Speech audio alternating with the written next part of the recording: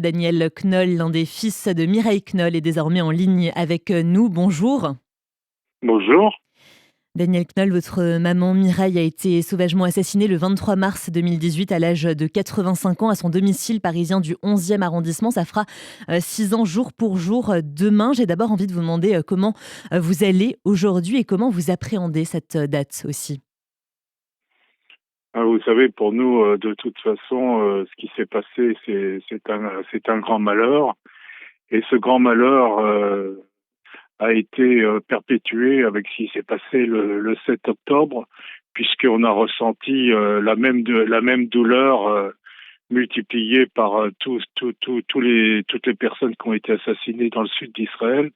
Et donc, on est en permanence dans la tristesse et je dirais dans la nekema, dans la vengeance de tous ceux qui ont été assassinés d'une façon horrible. Depuis le 7 octobre dernier, justement, les actes antisémites ont explosé. 1676 incidents antisémites ont été recensés l'an dernier. C'est presque 4 fois plus qu'en 2022, où 436 cas avaient été enregistrés. Qu'est-ce que cela révèle, d'après vous, de notre société actuelle ? Ah bien, que c'est une société qui est complètement malade, qui est, et qui est coupable d'antisémitisme larvé.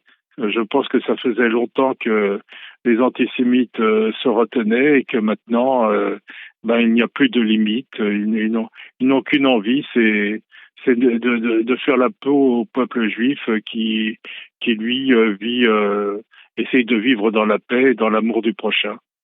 Et malheureusement, beaucoup de gens ont oublié cela.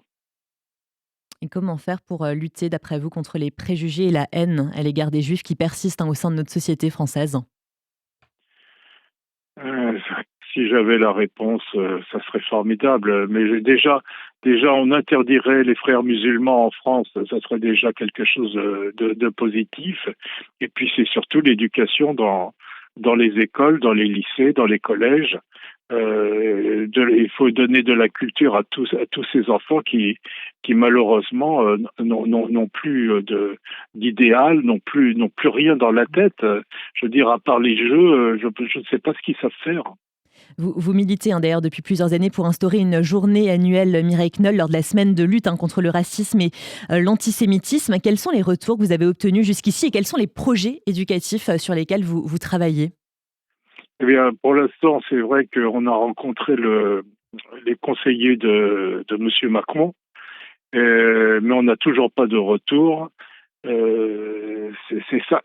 C'est compliqué en France parce que on, on veut faire attention. Il faut pas troubler les autres. Alors que nous, ce qu'on veut, c'est simplement que on se souvienne de toutes les victimes du Allahu Akbar, et il y en a beaucoup. Il y a nos coreligionnaires juifs, mais il y a aussi des chrétiens, il y a des musulmans qui ont été assassinés toujours avec ce slogan.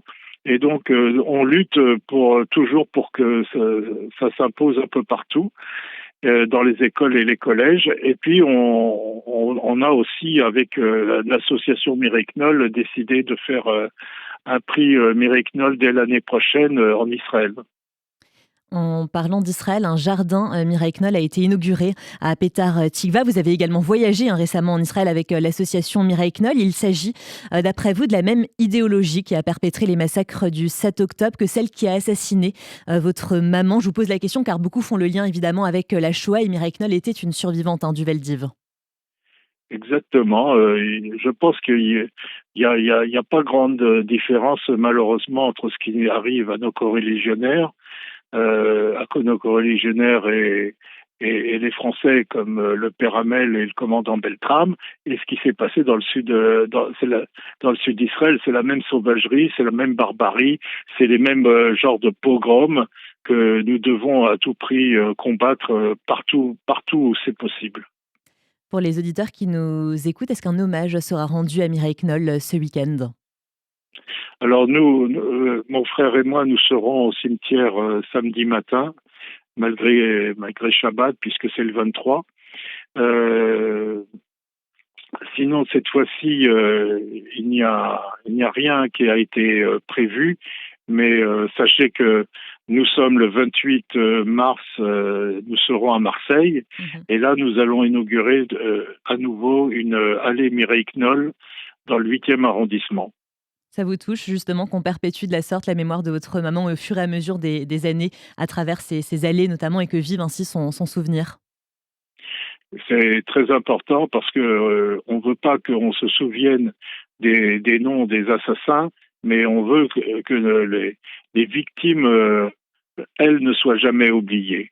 Et nous en avons beaucoup, hein, puisque je pense à Sarah Halimi, je pense à Ilan Halimi, je pense à Fahmi Monsenego, et Fahmi Sanders. Il y en a tellement, on pourrait malheureusement passer des heures pour énumérer tous les tous ceux qui ont été assassinés. Et je pense aussi au Bataclan où personne ne connaît un seul nom des gens qui ont souffert au Bataclan. Mmh. Merci beaucoup Daniel Knoll d'avoir été avec nous ce matin sur RCJ pour, commémorer évidemment la mémoire, hein, de votre maman assassinée, demain. Ça fera 6 ans, jour pour jour. Merci beaucoup et très bonne journée à vous. À très bientôt. Au Au revoir. revoir.